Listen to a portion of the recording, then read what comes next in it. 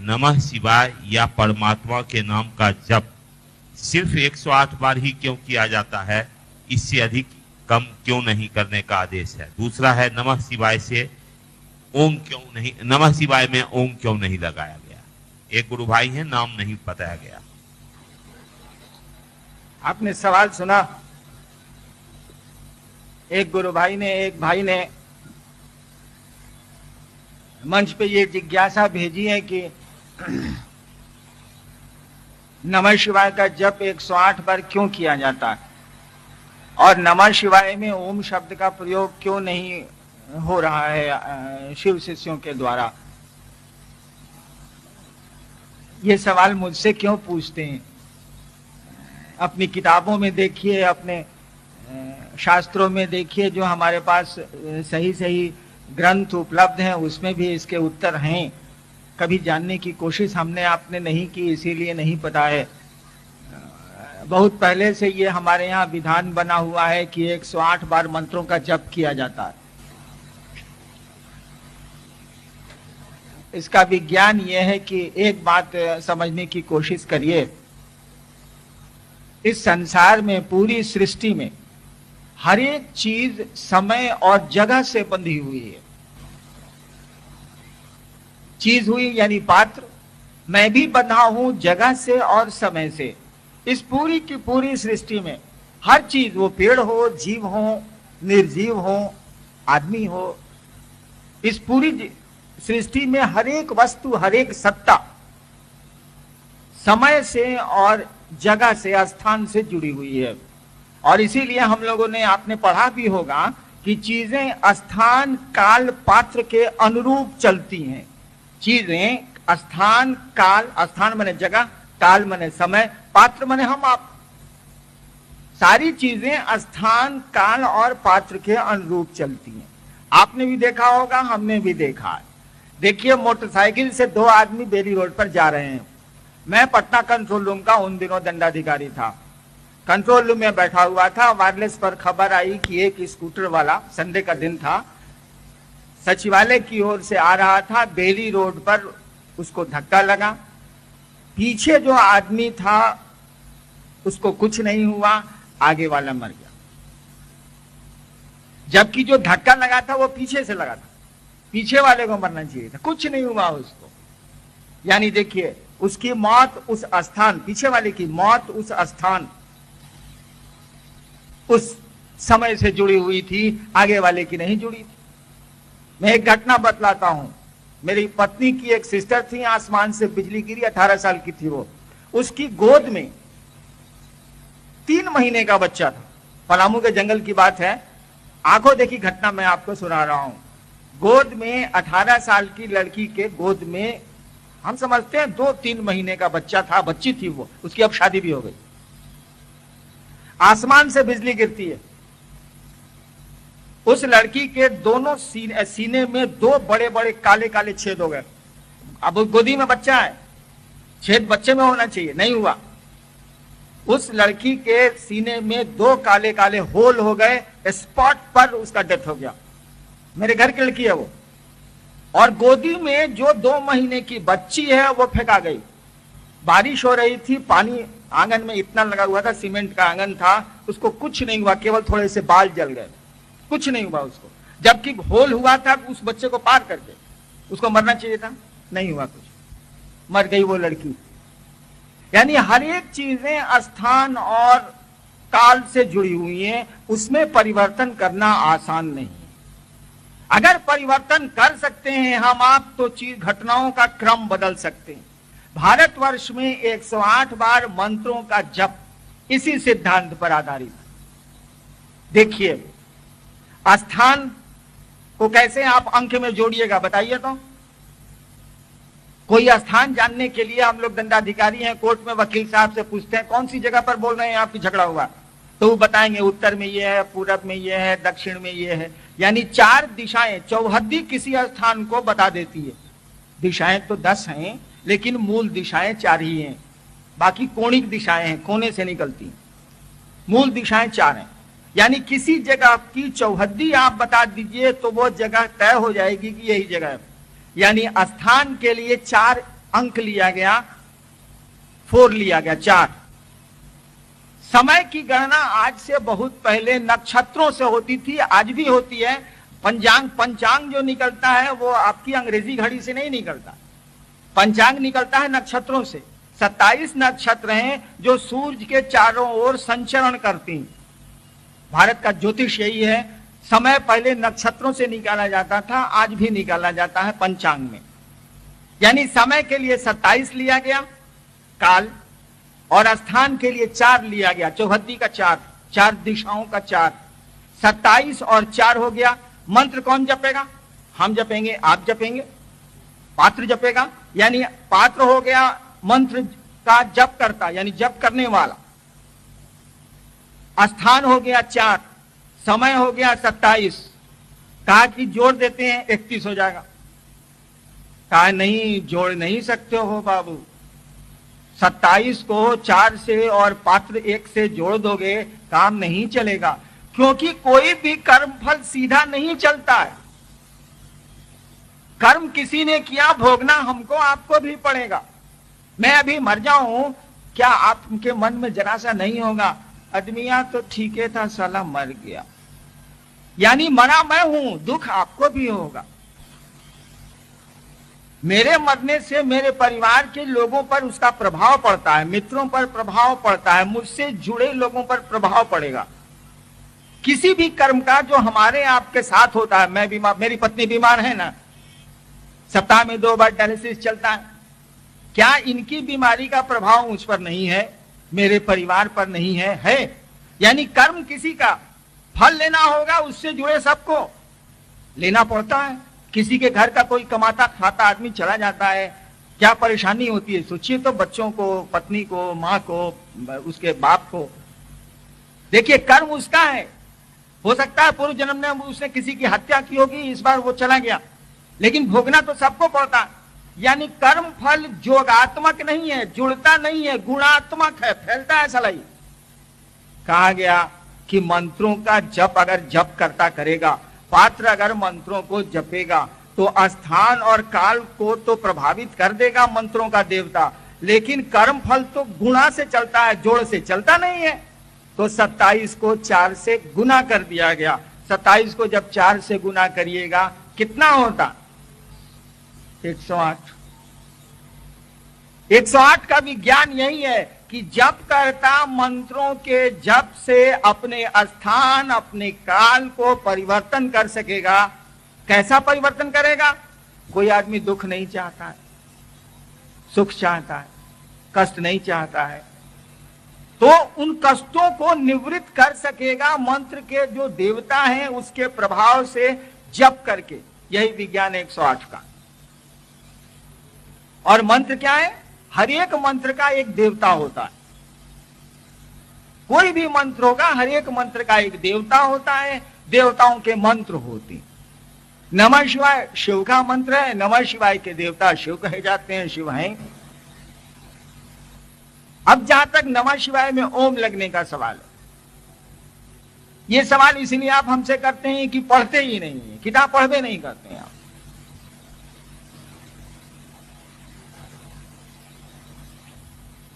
इतिहास का पन्ना उलटिएगा ना तो देखिएगा शिव की पूजा का इतिहास 13,000 साल पहले का हम लोगों को मिल रहा है, उसके पहले का नहीं मिलता होगा, लेकिन हम लोगों को पता नहीं। 13,000 साल 14,000 साल पहले का शिव की पूजा का हम लोगों को प्रमाण मिल जा रहा है, और ओम की पूजा का पहला प्रमाण हम लोगों को 7,000 साल पहले मिला। ओम कहां से आया है? इसकी शुरुआत सबसे पहले कहां हुई है? वेदों से हुई है, और हमारा सबसे पहला वेद है ऋग्वेद। ऋग्वेद ही हमारा सबसे पुराना साहित्य है। साहित्य में ऋग्वेद से पुराना कोई शास्त्र हम लोगों के पास नहीं है, कोई साहित्य हम लोगों के पास नहीं है। भारतवर्ष में सबसे पुरानी किताब अगर हमको आपको उपलब्ध है वो है हमारा आपका ऋग्वेद। ऋग्वेद में दुनिया में पहली बार ओम शब्द का प्रयोग हमको आपको मिलता है। ऋग्वेद की पंक्तियां पढ़िए, ओम मधुवाता ऋतायते मधु क्षरन्तु सिंधवा, ओम मधु ओम मधु ओम मधु ओम संगच्छध्वं संवदन। ऋग्वेद की पंक्तियां आई है। यानी ऋग्वेद में ओम शब्द का प्रयोग सबसे पहले मिलता। नमः शिवाय ऋग्वेद से करीब करीब 7-8 हजार साल पहले का मंत्र है। पढ़ा तो नहीं जा सका है सिंधु घाटी के स्क्रिप्ट को, लेकिन शिव के मंत्र वेदों से बहुत पुराने, क्योंकि वेद का समय ही 7,000-6,000 साल पहले है। और यही कारण है कि जितने पढ़े लिखे लोग हैं, जिनको थोड़ी भी पकड़ है, वो ओम शब्द का प्रयोग किताबों में नमः शिवाय के साथ नहीं करते। गीता प्रेस गोरखपुर से किताब निकलती है कि आपने देखा होगा, शिवांक या शिव उपासना अंक, मोटी मोटी किताब पहले निकलती थी, है मेरे पास। उसके एक एक पन्ने को उलटिए आप, एक एक पन्ने पर लिखा हुआ है नमः शिवाय च नमः शिवाय, नमः शिवाय च नमः शिवाय, कहीं ओम का प्रयोग नहीं है।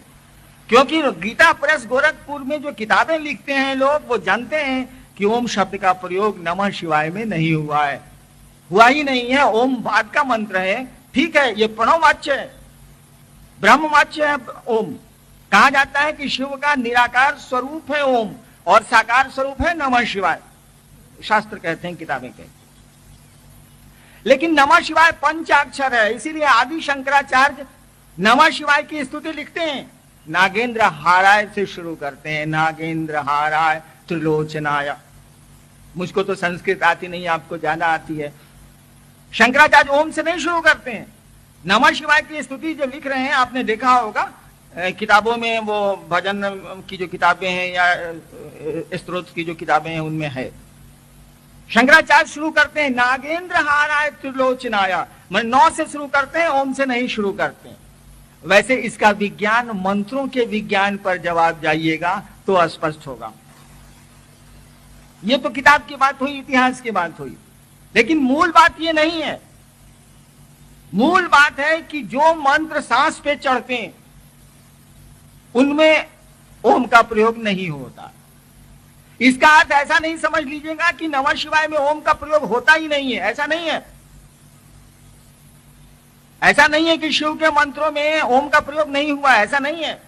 मात्र नमः शिवाय में ओम शब्द का प्रयोग हमारे शास्त्रों ने नहीं किया है, साधुओं ने नहीं किया है, लेकिन जो वैदिक काल के शिव के मंत्र हैं उनमें प्रयोग हुआ है। आवाज कम करो यार। जो वैदिक काल के शिव के मंत्र हैं उनमें ओम का प्रयोग हुआ है। जैसे एक मंत्र ले लीजिए शिव का, ओम नमो नमः शिवाय, देखिए इसमें से ओम नहीं हटेगा। ऐसा नहीं समझिएगा कि शिव के मंत्रों में ओम हट ही जाएगा, ऐसा नहीं है। नमः शिवाय पंचाक्षर है, उसमें नहीं लगा हुआ, लेकिन शिव के अन्य कुछ मंत्र हैं जिसमें ओम लगा हुआ है, उसमें से नहीं हटेगा। जैसे श्री राम ठाकुर किसी का नाम है, उसमें से श्री हटा दीजिएगा। हमरे नाम में तो आप श्री लगा देते हैं सम्मान के लिए, मंत्रों में ओम का प्रयोग सम्मान के लिए हुआ है। और जो ओम का प्रयोग नमः शिवाय में होता है यदा कदा ना, वो सम्मान सूचक है।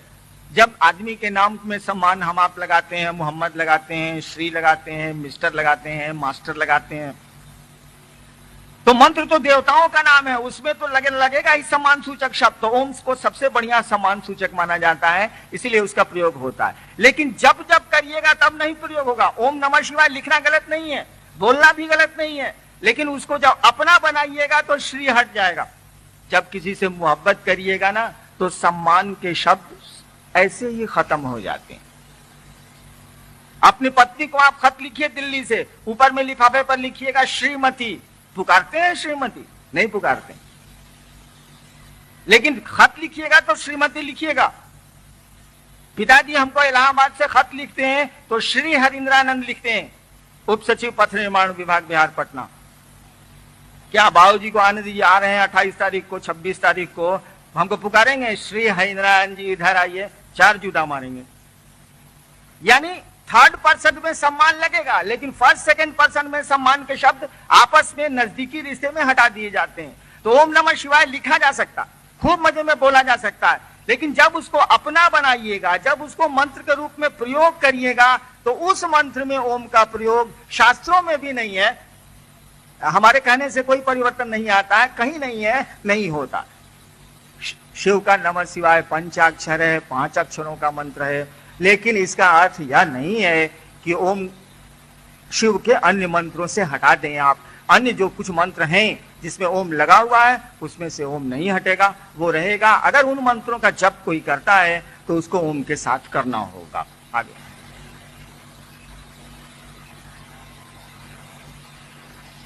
श्री राजा कुमार आरा से इन्होंने लिखा है कि आप कहते हैं कि डायरेक्ट शिव को अपना गुरु बना सकते हैं, तो क्या आप डायरेक्ट 33,000 वोल्ट अपने घर में लाइन में क्यों नहीं लिए, 220 वोल्ट क्यों लिए हैं?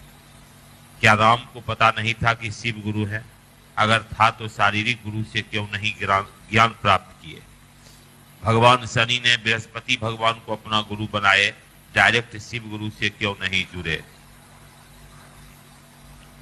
ये तो मैं उत्तर नहीं दे सकता कि पहले क्या हुआ, लेकिन हम लोगों का जीवन तो डायरेक्ट चलता, बीच में किसी का इंटरफेरेंस कोई सुन नहीं रहा।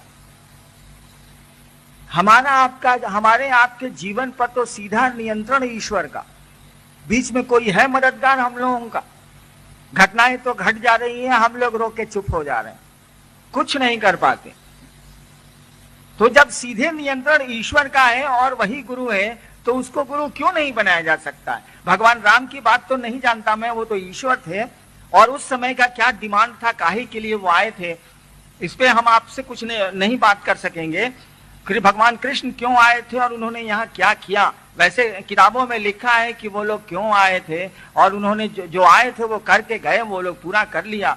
इसके लिए नहीं आए थे कि वो ज्ञान देंगे दूसरों को। गुरु का काम न भगवान राम ने किया है न भगवान कृष्ण ने किया है। उन्होंने तो साफ कह दिया, यदा यदा ही धर्मस्य ग्लानिर्भवतु भारत, जब जब धर्म की हानि होगी तब तब मैं साधुओं की रक्षा करने के लिए और दुष्टों के विनाश के लिए आऊंगा।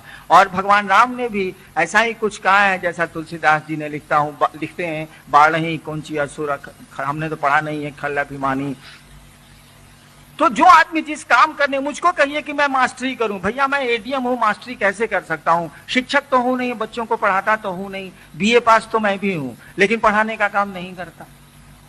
तो ईश्वर के रूप में यहाँ बहुत सारे लोग आए हैं, ईश्वर के अवतार हुए हैं, वो अपने अपने प्रयोजन से आए हैं और अपना काम करके धरती से चले गए हैं। तो जो ज्ञान देने का काम करेगा वो ज्ञान की बात बोलेगा। तो बहुत सारे गुरु आए तो उन्होंने गुरु का काम किया, भगवान राम और भगवान कृष्ण ने तो गुरु का काम किया नहीं हमारी धरती पर, जो हमको अब तक प्रमाण मिलते हैं, जो किताबें बोलती हैं। ईश्वर का सीधा नियंत्रण है, मूल गुरु तो ईश्वर ही है और उनको सीधे गुरु बनाया जा सकता है। बताइए ना, हम लोग अपने जीवन के लिए, अपने खुशियों के लिए तो सीधे महादेव से कहते हैं, कहां कोई बीच में आता। ज्योतिषी के पास चले जाइए, मैंने ज्योतिष विज्ञान भी पढ़ा है शुरू के दिनों में। भारतवर्ष के किसी ज्योतिषी के पास चले जाइए, अगर आपकी जन्म कुंडली में, आपके हॉरोस्कोप में कुछ गड़बड़ योग चल रहा है तो थोड़ा मोड़ा गड़बड़ होगा तो हम लोग तो बना देते हैं कि आप शनिवार को ये करिए, रविवार को ये करिए, बृहस्पतिवार को ये करिए, चलिए। लेकिन जब ज्यादा गड़बड़ हो गया, जैसे मान लीजिए काल सर्प योग किसी के जन्म कुंडली में आ गया, तब हम लोग क्या करते हैं? यार ज्योतिषी क्या करते हैं, मैं तो ज्योतिष का काम करता नहीं, क्या करते हैं वो लोग? कोई बड़ा से बड़ा ज्योतिषी हो भारतवर्ष का या छोटा से छोटा, वो क्या बोलता है? जाइए रुद्राभिषेक करा लीजिए, जाइए वो पार्थिव शिवलिंग का पूजन कर लीजिए, जाइए नमः शिवाय का, ओम नमः शिवाय का जो जानता है नमः शिवाय का जप कराइए। यानी वो ज्योतिषी भी आपको कहता है कि सीधे जाइए और महादेव की पूजा कराइए, क्योंकि यही आपकी जान को बचा सकते हैं। अगर बचा सकते हैं तो दूसरा कोई नहीं। सभी ज्योतिषी अंत में आपको शिव को रेफर कर देंगे, कोई भगवती को रेफर नहीं करता है। जब संकट की स्थिति जातक में पैदा होती है तो कोई दूसरे देवताओं को ज्योतिषी रेफर नहीं करता है, सीधे कहता है कि चले जाइएगा बनारस, वहां पैसा दीजिएगा, रुद्राभिषेक हो जाएगा, या अपने से करिए नमः शिवाय का जप, या पंडित जी लोगों को बुला के कराइए, या पार्थिव शिवलिंग का पूजन कराइए अपनी पत्नी से। यानी शिव को रेफर कर देता है। तो सभी जब शिव को रेफर करते हैं, हम आप भी शिव के पास मंदिरों में अपनी कामनाएं, अपनी इच्छाओं के लिए जाते हैं। गुरु मानने में बीच की जरूरत है क्या? मैं तो नहीं समझता कि बीच की जरूरत। पहले क्यों नहीं शिव को गुरु माना गया? तो इतिहास के पन्ने और पुराण के पन्ने तो बोलते हैं कि लोगों ने शिव को गुरु बनाया है और शिव उनके गुरु हुए हैं और बड़े काबिल लोग हुए। शिव के शिष्य मच्छंद्रनाथ ने कहा, साफ कहा, वो तो इतिहास के पुरुष हैं, उन्होंने कहा कि शिव मेरे गुरु हैं। मच्छंद्रनाथ के शिष्य थे गोरक्षनाथ, वो कहते थे कि शिव मेरे पितामह गुरु हैं, यानी गुरु के गुरु हैं। शिव के शिष्य हुए हैं, उन्हीं के समकालीन थे जालंधर नाथ। दक्षिण भारत में अपर हुए हैं, शिव के शिष्य मणिवासकर हुए हैं, तिरुमूलर हुए हैं। ऐसा कुछ भी नहीं है। और सोचिए तो जब सृष्टि बनी होगी तब कौन सा आदमी गुरु बना होगा। कहा जाता है वेद तो ईश्वर की वाणी है। देखिए वेद के बारे में कहा जाता है ये ईश्वर की वाणी है, यानी ईश्वर ने कहा है, वो आदमी की बोली नहीं कही जाती है। कहा जाता है वेद ईश्वर की वाणी, यानी डायरेक्ट तो चीजें आपको मिलती ही हैं। बाद में ना लोग बीच में आए हैं, शुरू में तो वही ईश्वर था और लोग थे, उसी से ज्ञान लोगों ने लिया होगा। कोई आदमी तो बीच में आया तो बाद में आया। इसलिए शिव तो गुरु डायरेक्ट खूब मजे में हो सकते हैं। और वोल्टेज का जहां तक सवाल है, डायरेक्ट वोल्टेज तो हम लोगों को मिल रहा है तभी न जिंदा है। वोल्टेज वहां कट जाता है, करंट कट जाता है, सांस बंद हो जाती है, कोई नियंत्रण तो हमारा आपका नहीं है।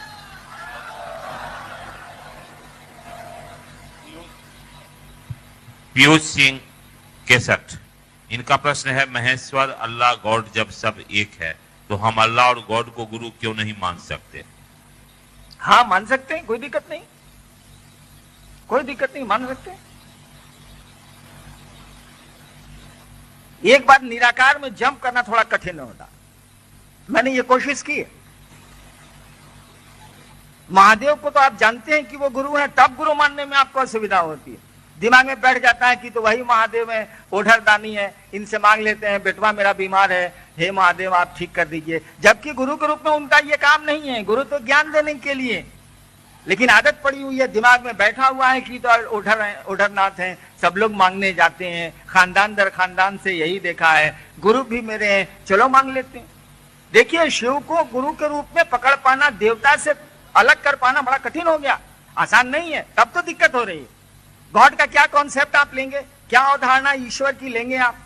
कोई अवधारणा नहीं लेनी होगी, शून्य में जाना होगा। और शून्य में साधना तो बड़ा कठिन है, बहुत कठिन है, सीढ़ियों का सहारा लेना पड़ता है। इसीलिए शिव गुरु की बात चली है और भारतवर्ष आज से शोर कर रहा है, उसकी किताबें आज से बोल रही हैं कि शिव गुरु हैं, जगत के गुरु हैं। गुरुओं ने भी एक मत होके कहा कि जगत गुरु नमस्तुभ्यम शिवाय शिवदाय चौ। आपके शिव पुराण में लिखा है, वो जो शंभवे गुरुवे नमः आप जो लिखते हैं वो शिव पुराण की लाइन है। ब्रह्मा और विष्णु शिव की स्तुति किताबों में कर रहे हैं और कह रहे हैं शंभवे गुरुवे नमः, हे शिव गुरु आपको प्रणाम।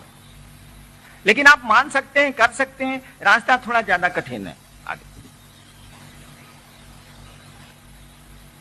एक भाई लिखते हैं कि आप शिव शिष्यता के सूत्रधार हैं, शिव वास्तव में गुरु का काम करते हैं, इसका साक्ष्य प्रस्तुत करने की कृपा करें। देखिए मैं शिष्यता का सूत्रधार कैसे हो सकता हूं? कहने को लोग कहते हैं, कहने को तो बहुत कुछ कहते हैं, कुछ सही कहते हैं, कुछ गलत कहते हैं। शिव की शिष्यता के सूत्रधार तो खुद शिव होंगे, मैं कैसे हो सकता हूं? बहुत लोग बोलते हैं कि शिव की शिष्यता के साकार आदर्श हैं हरिंद्रनाथ, बिल्कुल गलत बोलते हैं। अरे शिव की शिष्यता के आदर्श तो शिव खुद हैं, हरिंद्रनाथ कैसे हो जाएंगे? शिव के शिष्यता के सूत्रधार गुरु होंगे, किसी भी शिष्यता के सूत्रधार गुरु होते हैं, शिष्य कैसे हो सकता? मैं कैसे उनका सूत्रधार हो सकता हूं शिष्यता का?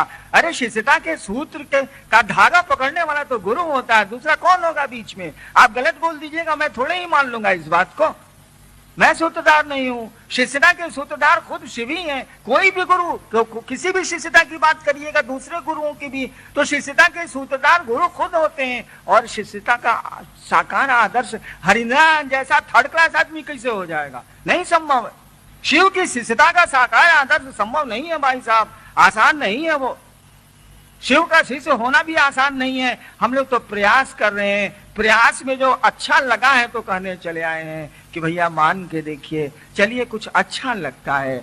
और यहाँ लाभ हानि सोच के थोड़े ही कोई आता है। मोहब्बत में लेना थोड़े ही होता है, देना पड़ता है।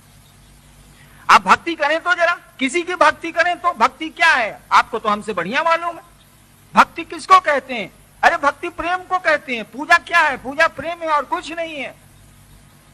वो लैला ने मजनू से प्रेम किया था, वो मीरा ने कृष्ण से प्रेम किया था, वो खुदा से मंसूर ने इश्क किया था, वही प्रेम है और क्या।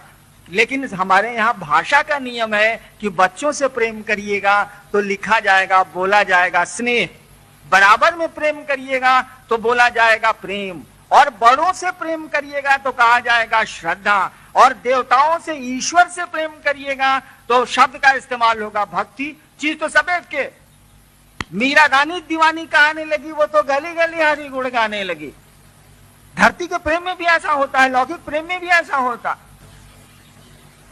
मंसूर के साथ भी वही स्थिति थी, मीरा के साथ भी वही स्थिति है। प्रेम दीवानापन पैदा करता है, वो खुदा से हो या आदमी से हो, यही है भक्ति। और प्रेम में आप देते हैं कि लेते हैं, जरा हमको समझाइए तो।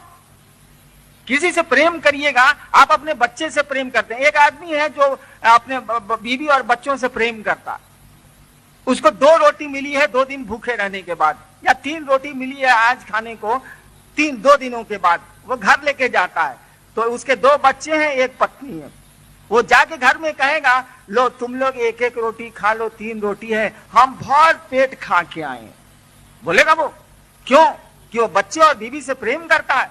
वो भूखा रह जाएगा लेकिन वो भोजन उसको करा देगा, अपने फटा कपड़ा पहन के रह जाएगा, लेकिन बच्चे और पत्नी के लिए जैसे व्यवस्था होगी पहले उसकी व्यवस्था करेगा, क्योंकि प्रेम करता है वो।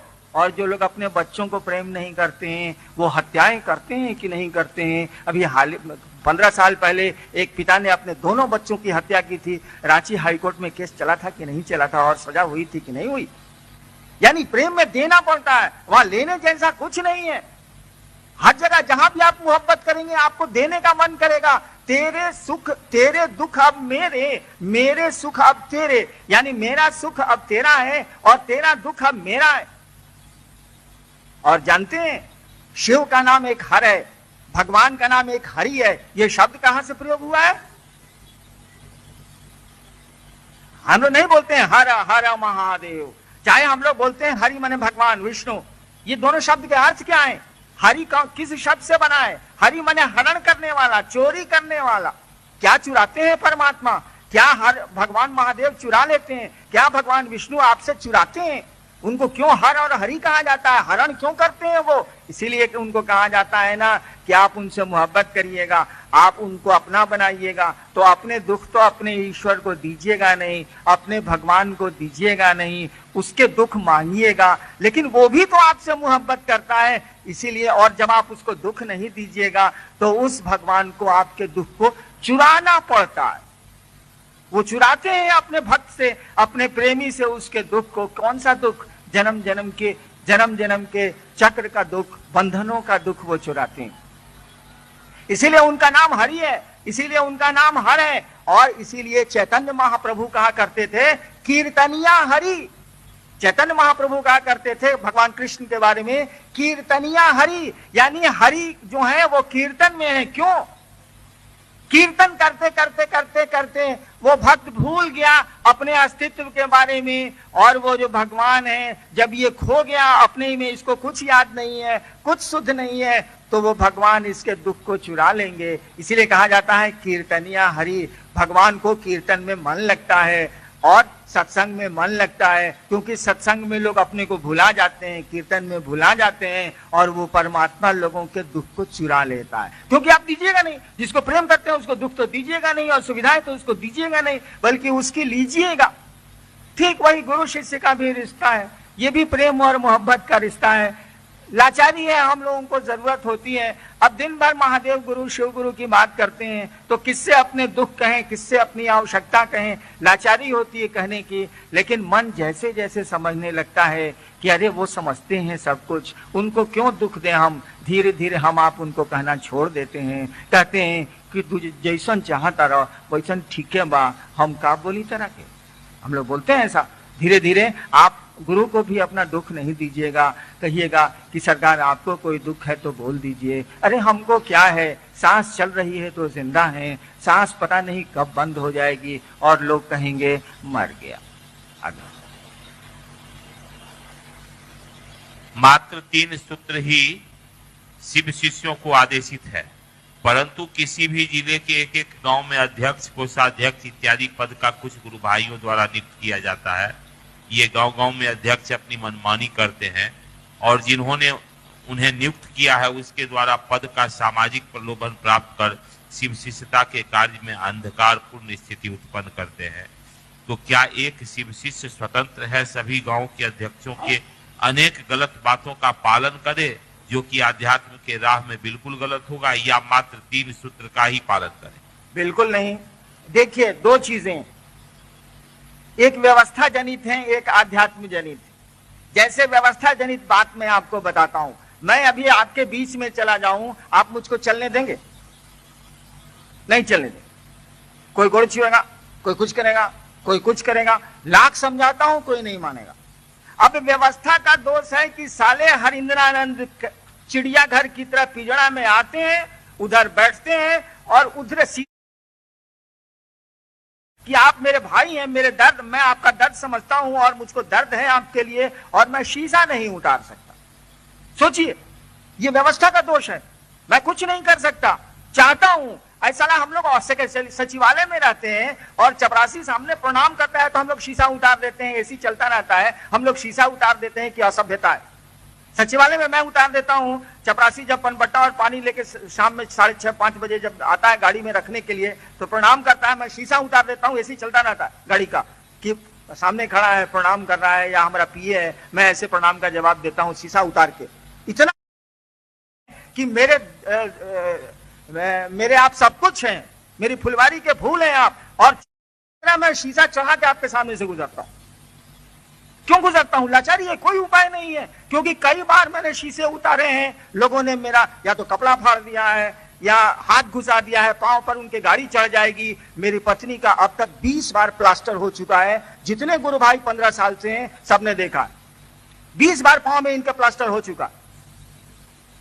अब तो कोई लाचारी है, कोई उपाय नहीं है। तो ये व्यवस्था का दोष है, मैं कुछ नहीं कर सकता। मेरी तो स्थिति आपसे बड़ी बदतर है। मेरी तो ये स्थिति है, सारा चिड़ियाघर का जो बंदर है वो आपसे हमसे ज्यादा अच्छी स्थिति में। बंदर की तरह पिंजरे में मैं लाया जाता हूं और बंदर की तरह मुझको फिर पिंजरे में पहुंचाया जाता है। मैं जहां ठहरता हूं, अभी स्टेशन में जाऊंगा, देखिएगा किस तरह से मेरे चारों ओर लोग रोके रहेंगे। लोगों को काहे रोकने की जरूरत है भाई? इसीलिए कि आप मानते नहीं है। आप हवा पूछते हैं हरिंद्रानंद को, भैया जैसे हम महादेव के चेला है वैसे आप भी महादेव के चेला है। साला हरिंद्रानंद में क्या रखा हुआ है जो हवा पूछते हैं आप? अगर मुझको गुरु होना होता तो मैं गुरु हो क्या रहा था? अरे शिव गुरु है, आपके भी गुरु हैं, मेरे भी गुरु हैं। हम लोग तो एक तख्त के लोग हैं, एक सिंहासन के लोग हैं, एक जमीन के लोग हैं। हम भी चेला है महादेव के, आप भी चेला है। इस मंच से कोई प्रवचन थोड़े ही देता है, कोई उपदेश थोड़े ही देता है। अरे हम लोग चर्चा करते हैं कि शिव को गुरु माना है, ये दुख होता है, ये सुख होता है। चलो यार हम लोग शिव को गुरु मान के देखते हैं क्या होता है। अब तक कुछ हुआ नहीं है। अरे जिंदगी और मौत और बीमारियां तो जीवन का सामान्य नियम है, आती हैं जाती हैं, लोग आते हैं और जाते हैं। लेकिन जिंदगी में बंधन नहीं फील हो, जिंदगी में हम आप मुक्त हो जाएं, इससे बड़ी मुक्ति नहीं होती है भाई साहब। जीवन मरण किसी कीमत की चीज नहीं है। देखते हैं, एक बार मैं आपको बताता हूं, आज से 10 साल पहले मैंने एक 501 रुपए में स्कूटर खरीदा था। पटना कंट्रोल रूम में मजिस्ट्रेट था उन दिनों, 10 साल नहीं ज्यादा हो गए, 15-16 साल हो गए। मैंने 501 रुपए में गांधी मैदान थाना से एक स्कूटर खरीदा। पहली बार अपनी जिंदगी में एक सवारी खरीदी मैंने। स्कूटर 501 रुपए में कैसा मिलेगा आप सोच लीजिए। मैं उसको ठेले पर लाद के बेली रोड में जो मेरा डेरा था, आप लोग पहले गए होंगे, उस डेरे के नीचे साले को लाया और ठेला का उलट दिया। स्कूटर फटाक से जमीन पर गिर गया। तो ठेला पर लाद के लेवे किए थे। 501 रुपए में कैसा स्कूटर रहेगा? रात का जब 9 बजा तो मेरे बच्चे यहीं है बैठे हुए, बड़ा लड़का तो यहीं आया है आज। मैंने कहा कि अनु बाबू एक काम करिए, उस समय बहुत छोटा था, स्कूटरवा को टांग करके गैरेज में रखना दीजिए। तो बोला पापा उस साले को आप गांधी मैदान में रख दीजिए, साला कुत्ता नहीं पूछेगा, के ले जाएगा उसको? साला स्कूटर है, कुछ हिले नहीं है उसमें, के ले जाएगा उसको? ठेला पर तो लाद के लाए आप। मेरा मन नहीं माना। हम कहा कि यार 501 रुपया लगा है, चलो यार हमहू चलते हैं। तो और 2-3 गुरु भाई थे, रमेश जी लोग हैं, आए हुए हैं। ये लोग कहे कि सर बैठिए ना, हम उसको गैरेज में साले को खींच के ले जाते हैं। देखिए मैं बड़ा चैन से था। साला 501 रुपये का स्कूटर खरीदा अपने आराम के लिए, अब उसके आराम के लिए मैं जिंदा हो गया। अपने आराम के लिए स्कूटर किना मैंने अब उसके आराम के लिए परेशान हूं कि कोई उठा तो नहीं ले, कुछ गड़बड़ तो नहीं हो जाए। मेरे पिताजी अब 80 साल के हो गए, मेरा संबंध भी बक्सर में है। मेरे पिताजी अक्सर ये 80 साल के होने जा रहे हैं। एक बार आए थे 5-6 साल पहले पटना, वो सुबह आए शाम को जाने लगे। हम कहा बाबूजी कहाँ जाता नहीं? तो जाता नहीं मुजफ्फरपुर। हम कहा आजे नहीं हो, आजे जाता नहीं। मेरे पिताजी ने कहा कि देखो घर के खिड़की खुले छूट गई बा, तेज हवा आई तो शीशवा टूट जाई, वही से सोचता नहीं जाए के। हमने मेरी बोली खराब है आप जानते हैं, माफी मांगता रहता हूं। हमने पिताजी से कहा कि पिताजी आपकी 75 साल उम्र हो गई, हम कब मरेंगे ये तो हमको नहीं पता, लेकिन आप मरेंगे जल्दी सबको पता। 75 साल उम्र है तो मरेंगे जल्दी सबको पता। अभी आपको मकान बनाए थे आप अपने सुख के लिए, ये मकानमा के सुख के लिए कहले आप जान दे रहे हैं। तो जिंदगी में तो हम लोग जिस चीज को पकड़ते हैं उसी के गुलाम हो जा रहे हैं। मन चैन में हम लोगों का कहां है? चलिए तो ऑफिस फ्लैट में मेरा 2 बजे रात तक दरवाजा खुला रहता है, बगल वाले को 11 बजे रात में जाए खटखटाइए तो निकलेगा बताइए सला। मैं चंग है माथा लोगों का, परेशान है लोग। तो जिंदगी में ही तो हम लोग घुट घुट के मर रहे हैं, जिंदगी में ही तो कोई सुख नहीं मिल रहा है। मरने के बाद तो गंजन क्या होता है ये तो हमको पता है, मैं जानता हूं। शिव गुरु होंगे तो कम से कम जीने की कला तो सीख लेंगे हम आप, परेशान तो कम हो जाएंगे, जिंदगी की भाग दौड़ तो कम हो जाएगी। गुरु ज्ञान देते हैं, ज्ञान का अर्थ जानते हैं क्या होता है? ज्ञान का अर्थ होता है समझ, और कुछ नहीं होता है।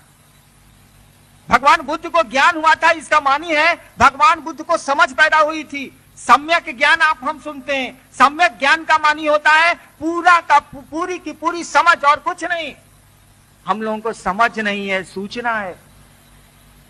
हम लोगों को समझ नहीं है, सूचना हम लोगों को है। क्या सूचना है? हम लोग एक दिन जाएंगे। समझ नहीं है, समझ हो जाए तो व्यवहार बदल जाएगा, हंगामा मन का कम हो जाएगा, भाग दौड़ कम हो जाएगी, झंझट कम हो जाएगा। ट्रेन में हम लोग चलते हैं तो क्या बोलते हैं, भाई साहब पहले लड़ रहे हैं, रात 2 घंटे का तो रास्ता है, चुपचाप रहिए ना, जरा घसक जाइए, बैठने दीजिए। भाई साहब पहले लड़ते हैं, रात भर की यात्रा के लिए झूठो लड़ रहे हैं। बताइए तो भाई साहब हम लोग कितनी देर की यात्रा में यहाँ हैं? सुनते हैं हम लोग, सूचना हमको आपको है, समझ नहीं है। ट्रेन में समझते हैं कि रात भर की यात्रा है या 4 घंटे की यात्रा है, क्या झगड़ा करना है। लेकिन जिंदगी में कितनी देर की यात्रा है हमको आपको किसी को नहीं मालूम, लेकिन समझ नहीं पाते। गुरु यही समझ देते हैं, गुरु यही ज्ञान देते हैं। सही गुरु होगा तो यही ज्ञान देगा। जिंदगी की भाग दौड़ कम हो जाएगी, जिंदगी में जो अकबकाहट में हम लोग जी रहे हैं, मन शांत होने लगेगा। इसलिए सही गुरु की आदमी को तलाश करनी चाहिए, सही गुरु के आश्रम में जाना चाहिए। श्री उमेश जी, ना ना ना ना, बक्सर का ये महोत्सव आपने मुझको बुलाया। मैं शिव का शिष्य हरिंद्रानंद अपना सौभाग्य मानता हूं कि आपके बीच में आया। महादेव मेरे गुरु हैं, शिव मेरे गुरु हैं, और इस हैसियत से कि मैं शिव का शिष्य हूं, आप इस चिलचिलाती धूप में भी बैठे रहे हैं, परेशानियां उठाते रहे हैं, और सुविधाएं झेला है, आप झेली हैं आपने। मैं महादेव का चेला, महादेव का अदना सा शिष्य, ये कामना करता हूं कि आपका जीवन सुखमय हो। मेरी आवाज जहां तक जा रही है या जो लोग मुझको सुन रहे हैं, उनका जीवन सुखमय हो, शिवमय हो, शिव उनके गुरु हो, जिंदगी में दुख आपके कम हो, मन शांत हो। ऐसी मेरे गुरु शिव आप सबों पर कृपा करें, आप सबों पर दया करें। इस प्रार्थना के साथ, इस कामना के साथ आपको कष्ट हुआ इसलिए माफी मांगते हुए आप सबों को अपना प्रणाम निवेदित करता हूं। और जब भी आप चाहें मैं अपने आवाज पर आपका स्वागत करने को तैयार रहूंगा। आपको मेरा प्रणाम।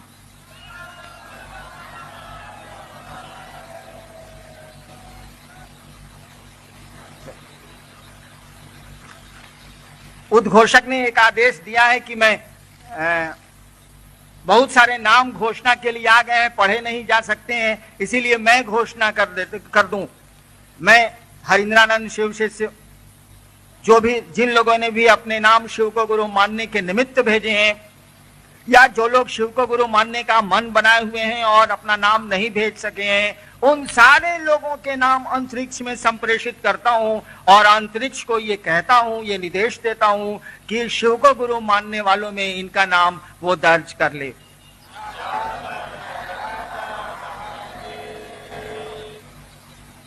प्रोग्राम और थोड़ी देर चलेगा, मुश्किल से 10 मिनट और। आप शांत चित्त निकलेंगे। देखिए, आपके गुरु शिव हैं। और गोरखनाथ ने बड़ा सुंदर कहा था एक बार कि वो हब की न बोली वो, ठब की न चली वो, धीरे धरी वो पाँव। यानी हबर हबर नहीं बोलेंगे, ठबक ठबक के नहीं चलेंगे, धीरे धीरे पाँव रखेंगे, धीरे धरीवा पाँव, गोरखनाथ ने कहा था। और आगे कहते हैं कि भरत गोरखनाथ। इसीलिए आपने शिव को गुरु माना है, आपका कार्यक्रम है, बड़े इत्मीनान से मेरा प्रणाम स्वीकार करिए और प्रस्थान करिए।